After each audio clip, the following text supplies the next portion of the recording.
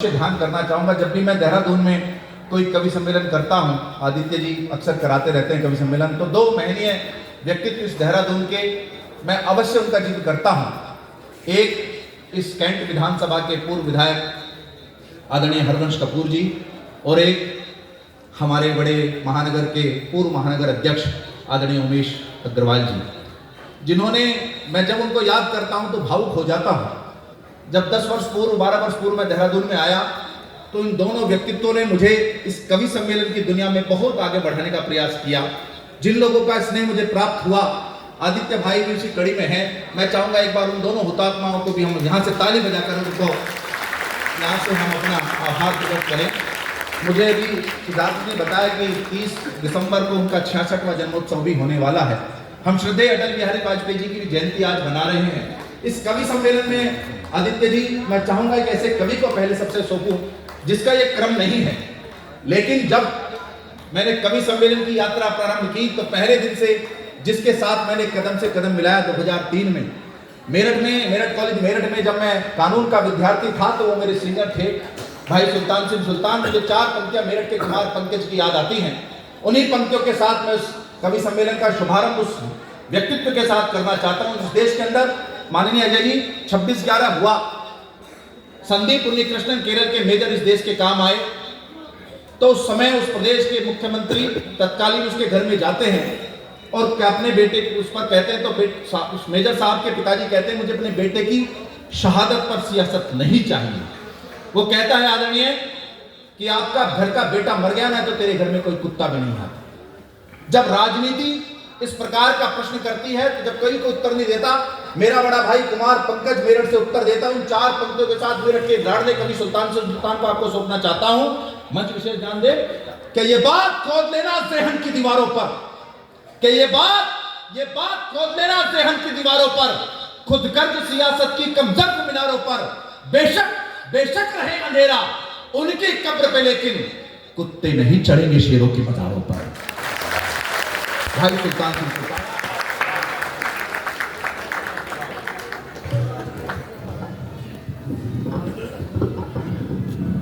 आदित्य जी आप ही मुझको आ जाओ।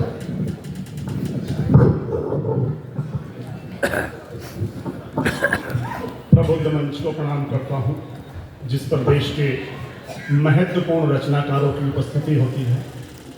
आप सबकी उपस्थिति को प्रणाम करता हूं। भाई श्रीकांत श्री का आभार व्यक्त करता हूं कि वो बड़े भाई जैसा स्नेह करते हैं, सम्मान देते हैं और हमेशा उनके कार्यक्रमों में वो बुलाते रहते हैं। कई वर्ष पहले भी उन्होंने देहरादून आने का सौभाग्य कई बार दिया। आज पुणे आपके बीच लेकर आए हैं। मैं 4 पंक्तियों से आरंभ होने की कोशिश करता हूं और आपकी आशीर्वाद मांगता हूं आपका। अपने माता पिता की पावन स्मृति को प्रणाम करता हूं जो देवलोक से मुझे निहार रहे होंगे, मुझे आशीष दे रहे होंगे। 4 पंक्तियां अपने माता पिता के लिए पढ़ता हूं, आप अपने माता पिता के लिए सुन लीजिएगा। स्वागत। अनिल जी तक चेले दो। तिरंगे से बड़ा सिर पर कोई सेहरा नहीं देखा, तिरंगे से बड़ा सिर पर कोई सेहरा नहीं देखा, यहाँ माँ बाप सा रिश्ता कोई गहरा नहीं देखा। जमाने में किसे चेहरे खूबसूरत हैं, मगर माँ बाप सा सुंदर कोई चेहरा नहीं देखा, मगर माँ बाप सा सुंदर कोई चेहरा नहीं देखा। बहुत बहुत आभार, आपने पंक्ति को सराहा। 4 पंक्तियां और पढ़ता हूं। स्वागत। जिस धरा से आया हूं उस धरा के नाम 4 पंक्तियां पढ़ता हूं, आप तक पहुंचे। उसके बाद जिस काम के लिए बुलाया गया उसको करने की कोशिश करूंगा। कि पहल धद की जो विकराल बड़ी चिनगी से शौर्य के कपाल पे तिलक हो। मैं देखना चाहता हूं देहरादून की ये जनता कैसे सुनती है अपने देश के उन सिपाहियों, अपने देश के उन क्रांतिकारियों के नाम और उनके शौर्य को। स्वागत भैया। प्रणाम करते पढ़ता हूँ कि पहले पहल धद की जो विकराल बड़ी चिन्हगी से शौर्य के कपाल पे तिलक हो, शहीदों के रहूसी जो शहीदों के लहूसी जो रक्तिम नजर आए, आजादी की प्रथम मशाल पे तिलक हो। 1857 वाली रजकण लाया। इस जोश को तालियों में बदलो तो लगेगा यहाँ कविता का पाठ हो रहा है या कवि सम्मेलन हो रहा है। करेंगे 1857 वाली रजकण लाया, उस क्रांति भूखी क्रांति ज्वाल पे तिलक हो। मेरठ की माटी हुई चंदन से पावन है, उससे ही उत्तराखंड के भाल पे तिलक हो, उससे ही उत्तराखंड के भाल पे तिलक हो, उससे ही उत्तराखंड के भाल पे तिलक हो। 4 पंक्तियां इसी क्रम में और देता हूँ। स्वागत। आपकी तालियां इस उत्सव को महोत्सव में बदलती दिखाई दें, ऐसी आशा करता हूँ। सुनिएगा साहब कि मन के सुसुप्त भाव सुप्त ही रहेंगे यदि कैसे सिंह गर्जन सिखाइए है शक्त को। मन के सुसुप्त भाव सुप्त ही रहेंगे यदि कैसे सिंह गर्जन सिखाइए है शक्त को। जल्दी के तीर जामवंत के बताए बिन कौन बल याद दिलवाए महाभक्त को। काल के कपाल पे गुलाल बल ने चला हो, रास्ते से काटो सभी कंठ की दरख्त को। और आपकी शिराओं में जो जमने लगा है आज, आया हूँ जगाने उसी सोए हुए रक्त को, आया हूँ जगाने उसी सोए हुए रक्त को, आया हूँ जगाने उसी सोए हुए रक्त को। आज हम मानिए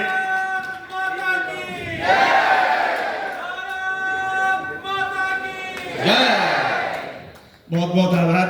आइए जिस दिव्य आत्मा की जयंती आज हम मना रहे हैं, मैं 1-2 छंद उनके सम्मान में स्वागत उनको श्रद्धांजलि स्वरूप अर्पित करता हूँ। मेरी भावनाएं आपकी भावनाओं से कहीं मेल खा जाएं, बिल्कुल ताजे हैं, पढ़ के सुना रहा हूँ। स्वागत। इसके लिए आप मुझे अनुमति प्रदान करें। वैसे मैं पास भी ऐसे ही होता था। ये तो तुमने जब बताया ना मेरठ वाला हूँ, नहीं इसमें हंसने की क्या बात है? ऐसे ही हुआ है पर्ची के साथ। पर्ची के साथ में पढ़ के पास हुआ हूँ। आप इस बात को समझो। ताली बजाइए आप अपने लिए। मैं देखो छंद पढ़ना चाहता हूँ। ये अब तुम कितनी बताई कर रहे, देहरादून वाले समझ गए। सुनिएगा साहब। पढ़ो। के भव्य भावनाओं के बना के पुष्पहार हम श्रद्धा के पावन चढ़ाएं शतदल जी। भव्य भावनाओं के बना के पुष्पहार हम श्रद्धा के पावन चढ़ाएं शतदल जी। जिसकी जड़ों में निष्ठा मेहनत ईमानदारी, भारती में बो गए वो ऐसा एक कमल जी, भारती में बो गए वो ऐसा एक कमल जी। अवध में दशरथ लला का बना भव्य धाम, अवध में दशरथ लला का बना भव्य धामो, प्रेरणा से आपके ही हुआ है सफल जी। दिव्य वर देवताओं के नगर से निहारो, और मेरा स्वीकारो प्रणाम भी अटल जी, और मेरा स्वीकारो प्रणाम भी अटल जी, और मेरा स्वीकारो प्रणाम भी अटल जी। इंद्रधनुष के विभिन्न रंग जीवन में नीति राजनीति के शिखर थे अटल जी। क्या बात है, वाह। नीति राजनीति के विभिन्न रंग जीवन में, इंद्रधनुष के विभिन्न रंग जीवन में नीति राजनीति के शिखर थे अटल जी। राष्ट्र भक्त राष्ट्र नेता ऐसा नहीं दूसरा है, प्रतिभा विलक्षण प्रखर थे अटल जी। सौम्य छवि विरल विराट व्यक्तित्व वाले राजनेता बड़े कविवर थे अटल जी। और भारत को परमाणु संपन्न बनाने वाले दृढ़ निश्चय दिनकर थे अटल जी, दृढ़ निश्चय दिनकर थे अटल जी, दृढ़ निश्चय दिनकर थे अटल जी। एक छंद और पढ़ के स्वागत। सुनिएगा साहब कि ऊंच नीच भेदभाव मानते नहीं थे कभी, ऊंच नीच भेदभाव मानते नहीं थे कभी, एकता की अमिट मिसाल थे अटल जी। दूरदर्शी संघवादी दृढ़ निश्चय सदा हिम शिखरों से ही विशाल थे अटल जी। राजनीति मूल्यों से न कभी समझौता किया, राष्ट्रभक्त नेता थे कमाल थे अटल जी। भ्रष्टाचार सदस्य चार जीवन का मूल रहा, मातृ भारती के सच्चे लाल थे अटल जी, मातृ भारती के सच्चे लाल थे अटल जी, मातृ भारती के सच्चे लाल थे अटल जी, मातृ भारती के सच्चे लाल थे अटल जी। कहते हैं कवि सम्मेलन हो और क्रांतिकारियों को स्मरण ना किया जाए, उनको प्रणाम निवेदित ना किया जाए, तो कहीं जो आहुति कविवर या कवि लोग मंच पर देने के लिए खड़े होते हैं वो कहीं अधूरी रह जाती है। तो आइए आज के इस अनुष्ठान में, आज के इस यज्ञ में उनको नमन करते हुए उनके नाम की कुछ आहुतियां लगाने की कोशिश करता हूं आप तक पहुंचे। स्वागत पढ़िए। ऐसे बहुत सारे बेटों के नाम आपने सुने होंगे जिनको इतिहास के पन्नों में बड़े सम्मान के साथ दर्ज किया गया, लेकिन ऐसे सैकड़ों वटवृक्ष हिंदुस्तान में आज भी मौजूद हैं जिन पर भारत के बेटों को फांसियां दे दी गई, जिनके नाम इतिहास के पन्नों में कहीं नहीं मिलते। चार पंक्तियों से वहीं से आरंभ होता हूं, सुनिएगा। कि नाम वालों को तो सब करते प्रणाम, मेरे असंख्य अग्निता नाम को प्रणाम है। आजादी के दुर्ग में जो नींव की बने हैं, डोनी रण बाकरों के काम को प्रणाम है। आजादी के परवानों को झुका शीश सदा, शहीदों के हर एक धाम का प्रणाम है। जिसमें बना था मुद्दा चर्बी वाला कारतूस, मेरठ के पहले संग्राम को प्रणाम है। मेरठ के पहले संग्राम को प्रणाम है। मेरठ के पहले संग्राम को प्रणाम है। चार पंक्तियां मातृशक्ति बहुतायत में बैठी है, मैं पढ़ना चाहता हूं। वैसे ये देहरादून की माताएं हैं, ये किसको कब सीट से उठा के भगा दें, मैं प्रणाम करता हूं आपको। हाँ, भरोसा नहीं है कुछ भी। आपके नाम चार पंक्तियां पढ़ना चाहता हूं। मैं जिन्हें राष्ट्रमाताएं मानता हूं उनके नाम चार पंक्तियां पढ़ना चाहता हूं। आपको लगे कि वो राष्ट्रमाताएं होने के अधिकारी हैं, तब आपकी मुट्ठियां खोलकर देखना चाहता हूं। स्वागत। एक भी नाम आपको लगे मैंने गलत पढ़ा तो आप तालियां मत देना, आप मुट्ठियां मत खोलना, मैं समझ जाऊंगा मैंने कहीं गलत लिखा। पढ़ता हूं, पंक्तियां सुनना। स्वागत भैया। कि अंग्रेजों को जीते जी न घुसने दिया किले में, झांसी वाली रानी लक्ष्मीबाई को प्रणाम है। कमजोर तालियां कहने की हिम्मत कमजोर करती है। मैं माताओं का नाम छंद पढ़ रहा हूं, सुनिएगा। कि अंग्रेजों को जीते जी न घुसने दिया किले में, झांसी वाली रानी लक्ष्मीबाई को प्रणाम है। राष्ट्र के लिए सुपूत को जो बना दे शिवाजी, ऐसी राष्ट्र माता जीजाबाई को प्रणाम है। आगे पुत्र को जो राष्ट्र पे चढ़ा दे बलि, आगे पुत्र को जो राष्ट्र पे चढ़ा दे बलि, ऐसी छत्राणी पन्ना माई को प्रणाम है। जिसने जन्म दिया सिंह सा भगत सिंह, शेरनी सी विद्यावती माई को प्रणाम है। शेरनी सी विद्यावती माई को प्रणाम है। शेरनी सी विद्यावती माई को प्रणाम है। भाले को प्रणाम, तलवार को प्रणाम, वीर सिंह जैसे महाराणा प्रताप को प्रणाम है। याद करना अपना गौरव, याद करना अपने उन बेटों को जिन्होंने घास की रोटियां खाना स्वीकार किया, लेकिन धर्म के साथ, राष्ट्र के साथ दगा नहीं की, कोई समझौता नहीं किया। तब पढ़ता हूं कि भाले को प्रणाम, तलवार को प्रणाम, वीर सिंह जैसे महाराणा प्रताप को प्रणाम है। जिसकी दहाड़ से ही कांपते थे शत्रु दल, बांकुरे की उस पदचाप को प्रणाम है। थर थर कांपते थे मुगलों के दल जहां, थर थर कांपते थे मुगलों के दल जहां, चेतक महान वाले टाप को प्रणाम है। लड़ा सदानवान शान के लिए जो उस महाराणा प्रताप के प्रताप को प्रणाम है। महाराणा प्रताप के प्रताप को प्रणाम है। महाराणा प्रताप के प्रताप को प्रणाम है। महाराणा प्रताप के प्रताप को प्रणाम है। चार पंक्तियां और पढ़ता हूं साहब। स्वागत। और ये कह के पढ़ना चाहता हूं कि इस समय देश को आवश्यकता अगर किसी चीज की है तो वो है जो संस्कार कहीं टूट रहे हैं, संस्कार जो कहीं विखंडित हो रहे हैं। मैं इनको छंद कुछ अलग धारा में पढ़ना चाहता हूं, अगर आप अनुमति दें तो। बिल्कुल पढ़ो, सुनिएगा साहब, पढ़ो भैया। बात यहां से आरंभ करता हूं कि मेहनत बिना किसी का मुकद्दर नहीं बनता, मुकद्दर नहीं बनता।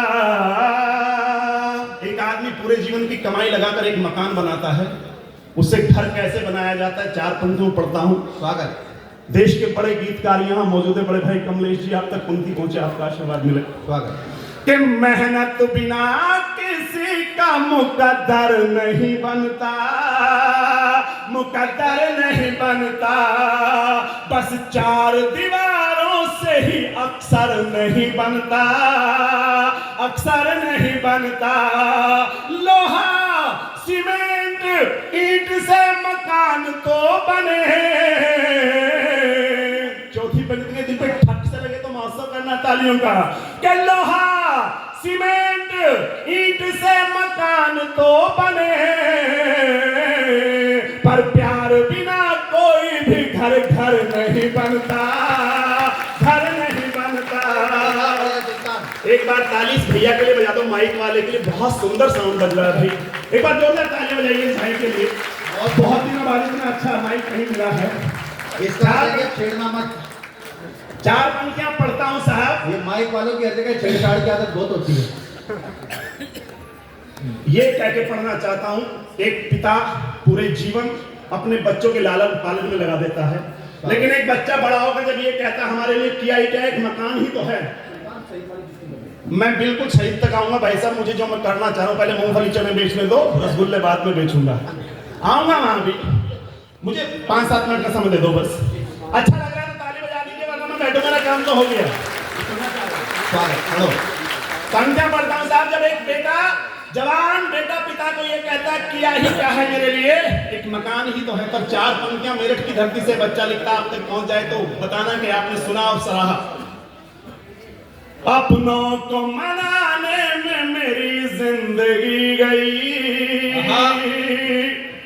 मेरी जिंदगी गई, इस घर को सजाने में मेरी जिंदगी गई, मेरी जिंदगी गई। तुमने तो कह दिया कि एक मकान ही तो है, तुमने तो कह दिया कि एक मकान ही तो है, इस घर को बनाने में मेरी जिंदगी गई, मेरी जिंदगी गई, इस घर को बनाने में मेरी जिंदगी गई, मेरी जिंदगी गई। और 4 पंक्तियां सुनना साहब। हिंदुस्तान की संस्कृति को जाना जाता है उसके संस्कारों के लिए, हिंदुस्तान की संस्कृति को जाना जाता है उसके संयुक्त परिवारों के लिए, लेकिन देश का दुर्भाग्य संयुक्त परिवार एकल परिवार में तब्दील हो गए। एकल परिवार मतलब पति पत्नी और बच्चे। कहां से चले थे कहां गए। 4 पंक्तियां पढ़ता हूं, बात अच्छी और सच्ची लग जाए तो तालियां हवा में लहराते देखना चाहता हूं। स्वागत भैया। कि बस एक जरा से बात पे तकरार हो गई, तकरार हो गई। घर के टूटने का कारण बता रहा हूं 4 पंक्तियों में। बस एक जरा से बात पे तकरार हो गई, तकरार हो गई। 2 भाइयों की बहुएं ही सरकार हो गई, सरकार हो गई। 2 भाइयों की बहुएं ही सरकार हो गई। हंसने का विषय नहीं है, ये रोने का विषय है। तब पढ़ता हूं 2 पंक्तियां और सुनना, उसके बाद कहिए हंसी आक्रोश में बदले तो तालियों में बदलना। 2 भाइयों की बहुएं ही सरकार हो गई, सरकार हो गई। मां क्या मरी न बहुओं का राज हो गया, मां क्या मरी, मां क्या मरी न बहुओं का राज हो गया। पुरखों के घर के बीच में दीवार हो गई, दीवार हो गई।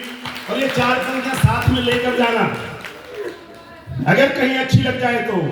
कि बंटवारे में भी रिश्ते जरा प्यार में रखिए। अब से 30 साल पहले, 35 साल पहले एक घर में 6 बेटे या 6 बच्चे हों तो सर्दी में एक लिहाफ में रात काट लेते थे। आज देश का दुर्भाग्य यह है कि 4 बेटे हों, किसी एक फ्लैट में रहते हो, 4 मकान हो, गांव से कोई मिलने आ जाए तो शाम के समय जब टेबल पर बैठे खाना खा रहे होते हैं, खाने से ज्यादा एक दूसरे की आंख में आंख डाल के ये पूछ रहे होते हैं रुकेगा कहां। क्या बात। सब पढ़ता हूं 4 पंक्तियां लेके जाना।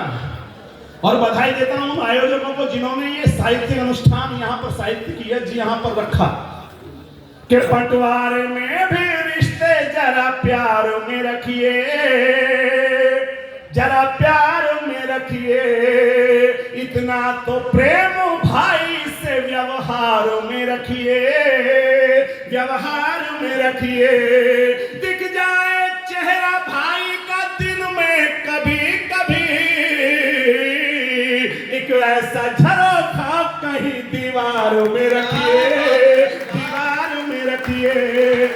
लेकिन साहब संस्कार इतने टूट गए हैं, बढ़िया कविता। संस्कार इतने टूट गए हैं कि हमने अपने बच्चों को मोटर गाड़ी बंगले दौलत धन सब कुछ दिया, अगर कुछ देने में चूक रहे हैं तो संस्कार।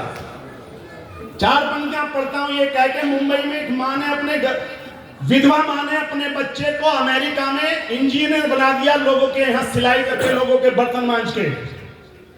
वो बेटा अमेरिका गया, वहीं का होकर रह गया। माँ यदा कदा फोन करती थी, माँ ने फोन किया, बेटा मेरी तबीयत खराब है, तुझे देखने की इच्छा है, तू आ जा। कई महीने हो गए, तू आया नहीं। बात बीच में ही कट गई। 6 महीने बाद वो बेटा अमेरिका से हिंदुस्तान आया, अपने घर गया, दरवाजा बंद था, पड़ोसियों से पूछा, मेरी माँ रहती थी, आपने देखा? कि भैया कई महीने हो गए, नहीं देखा।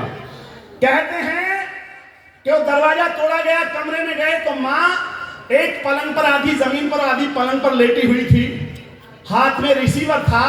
माँ की देह को दीमक चाट गई थी, हड्डियों पर ढांचा शेष बचा था। तब 4 पंक्तियां पढ़ता हूं, यहां से आपकी संवेदनाओं को जगाने की कोशिश करता हूं। तब पढ़ता हूं और ये कहकर पढ़ता हूं कि जीवन में जितना कमाया सब छूट जाए, छोड़ देना। अगर एक रिश्ता बचा सको तो दौलत किसी काम की नहीं, रिश्ता ज्यादा महत्वपूर्ण है। तब पढ़ता हूं 4 पंक्तियां कि बस एक जरा सी बात पे तकरार हो गई, तकरार हो गई, 2 भाइयों की बहुएं ही सरकार हो गई, सरकार हो गई।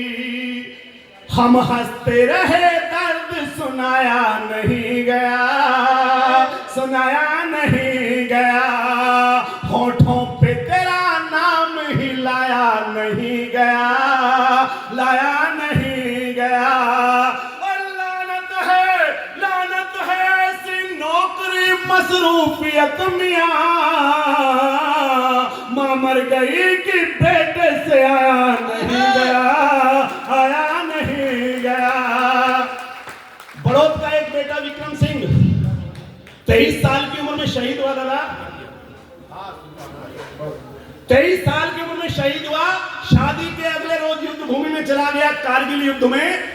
8 दिन बाद उसका पार्थिव शरीर उसकी जोड़ी पर पहुंचा। कहते हैं कि उसके परिवार वालों ने एक चिट्ठी लिखी। चिट्ठी में क्या लिखा मुझे नहीं पता, उस बेटे ने क्या जवाब दिया होगा मुझे नहीं पता, जवाब दिया भी या नहीं दिया मुझे नहीं पता। मैंने 4 पंक्तियों में एक चिट्ठी लिखी है और 4 पंक्तियों में उसका जवाब लिखने की कोशिश की है। आप तक पहुंचाए भाई, बहुत देर से उसका आदेश कर रहे हैं, तो मैं अपनी बात को विराम की ओर लेकर चलता हूं।